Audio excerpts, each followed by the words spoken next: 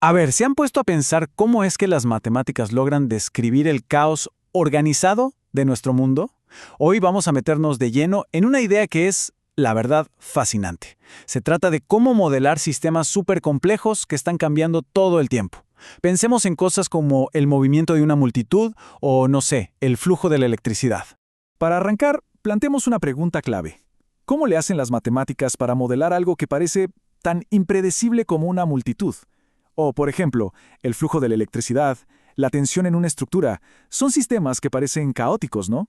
Tienen un montón de partes que interactúan entre sí. La gran pregunta es, ¿por dónde empezamos? Pues la clave de todo esto está en una idea que en el fondo es sorprendentemente simple, elegante, diría yo. Se llama proceso de barrido. Y créanme, este es el punto de partida para poder entender todo lo que sigue. Ok, vamos a sumergirnos en esto. Primero entendamos qué es exactamente este barrido, pero de una forma súper intuitiva. A ver, imaginen una de estas aspiradoras robot, ¿sí? Su única regla, su única misión es quedarse siempre dentro de la habitación. Simple. Pero, aquí viene lo bueno, las paredes de esa habitación no están quietas, se mueven, se expanden, se contraen. El robot, claro, tiene que estar ajustando su camino todo el tiempo para no chocarse y no salirse. Bueno, ese ajuste constante, ese no te salgas, eso es la esencia del proceso de barrido. Bien, ya que tenemos la idea general con el robotito, vamos a ponernos un poquito más formales y ver la definición. Este concepto lo propuso un matemático llamado J. J. Moreau. Básicamente es una regla matemática que nos dice cómo un punto es literalmente barrido o arrastrado por un límite que se está moviendo. La regla de oro, la más importante, es que el punto nunca, pero nunca puede salirse de ese límite. Se tiene que quedar adentro sí o sí. A ver, esto se puede separar en tres partes súper claras. Primero, tenemos el punto. Piensen en nuestra aspiradora robot. Segundo, el límite en movimiento, o sea, las paredes de la habitación. Y tercero, y aquí está la magia, hay un empuje. Los matemáticos le pusieron un nombre un poco técnico, cono normal, pero imagínenlo como una fuerza invisible. Una que siempre está empujando al punto para que se quede adentro, pegadito al borde, sin importar para dónde se mueve ese borde. Y ojo, que esto no es solo teoría abstracta para pizarrón, para nada. El proceso de barrido se usa para modelar cosas del mundo real. Estamos hablando de circuitos eléctricos, sistemas mecánicos complejos, el comportamiento de las multitudes, eso que decíamos al principio, e incluso algo llamado histéresis, que es como la memoria de ciertos materiales. Pero bueno, la investigación que estamos viendo hoy agarra esta idea base y la lleva a otro nivel. Le agrega un par de giros que la verdad la hacen muchísimo más poderosa. El modelo básico está genial, es súper útil, pero tiene una limitación bastante grande. No tiene en cuenta la historia. Y si lo pensamos en muchísimos sistemas de la vida real, lo que pasó antes, pues claro que afecta a lo que pasa ahora, ¿no? Y aquí es donde entra la primera gran novedad de este trabajo, la memoria. Miren, en un proceso de barrido normal, ese empuje del que hablábamos, solo depende de dónde está el punto en este preciso instante. Pero en este nuevo modelo, el empuje depende de toda la historia del movimiento, de toda su trayectoria pasada. Es literalmente como si el sistema recordara por dónde anduvo. Y la cosa no termina ahí. La segunda innovación es igual de potente.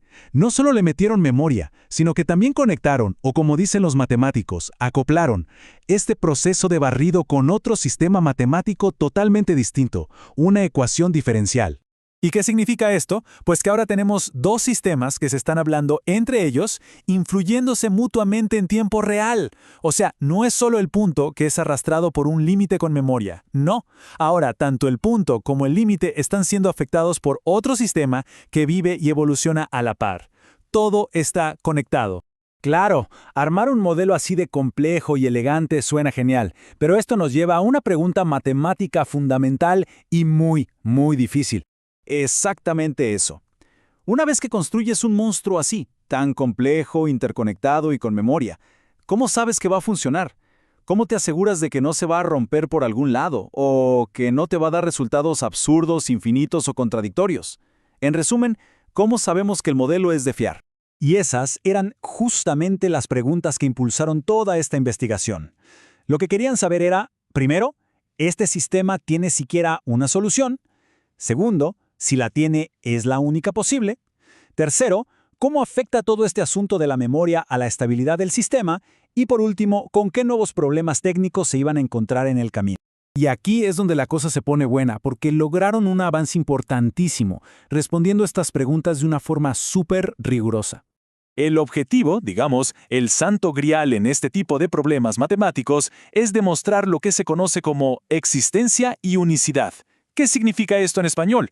Pues probar, sin que quede ni una sola duda, que no importa desde dónde arranque el sistema, siempre, pero siempre va a seguir un único y predecible camino. Es la garantía de que tu modelo funciona. Para poder demostrarlo, tuvieron que sacar la artillería pesada. Usaron herramientas matemáticas súper avanzadas. No hace falta que entendamos las ecuaciones, para nada, pero solo con oír los nombres, análisis no suave, teoremas del punto fijo, ya nos damos una idea de la tremenda complejidad con la que estaban lidiando. Y justo sobre los teoremas de punto fijo, hay una analogía que es buenísima para entender la idea. Imaginen que toman un mapa de la ciudad donde viven, lo hacen una bolita, lo arrogan todo y lo tiran al suelo en cualquier parte de esa misma ciudad. Bueno, el teorema nos asegura que siempre, siempre habrá al menos un puntito en el mapa que quedó exactamente encima de su ubicación real en la ciudad. Increíble, ¿no? Encontrar ese punto fijo es la clave matemática para demostrar que existe una solución estable. Muy bien, ya vimos un montón de teoría, pero vamos a lo importante. ¿Por qué nos debería importar todo esto? ¿Cuál es el impacto real? Pues, en pocas palabras, el resultado de todo este trabajo es una nueva herramienta matemática. Una herramienta súper potente, robusta y, lo más importante, verificada. Ahora, los científicos e ingenieros tienen una forma mucho más realista de modelar los sistemas complejos del mundo real. Justo esos donde el pasado importa y donde un montón de cosas interactúan al mismo tiempo. Y claro, esto abre la puerta a un mundo de posibilidades fascinantes. Piensen en simulaciones de multitudes mucho más realistas, que consideren la memoria colectiva, o en el diseño de circuitos electrónicos de última generación con componentes que recuerdan, o en modelar sistemas mecánicos donde el estrés o la tensión del pasado es clave. De verdad, las posibilidades son enormes. Así que, para cerrar, les dejo una pregunta para pensar. Con una herramienta así en las manos, capaz de modelar sistemas complejos que tienen memoria y que se conectan entre sí, ¿qué fenómeno del mundo real les parecería más interesante analizar? ¿Podría ser algo biológico, social, tecnológico, lo que sea?